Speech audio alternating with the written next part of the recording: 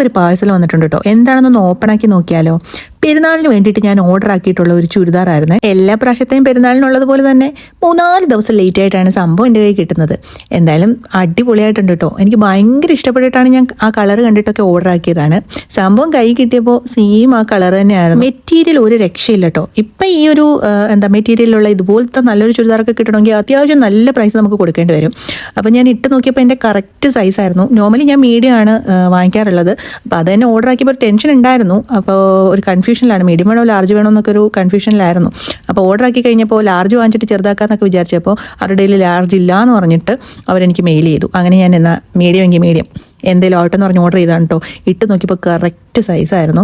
ഇതിൻ്റെ സ്വീക്വൻസ് വർക്കും അതുപോലെ തന്നെ റെഡിൻ്റെ കൂടെ ഈ ഒരു ഗോൾഡൻ ത്രെഡിൽ വരുന്ന വർക്കും ഒക്കെ എനിക്ക് ഭയങ്കരമായിട്ട് ഇഷ്ടപ്പെട്ടു കേട്ടോ. 180 dirhams ആണ് കേട്ടോ ഇതിൻ്റെ പ്രൈസ് വരുന്നത്.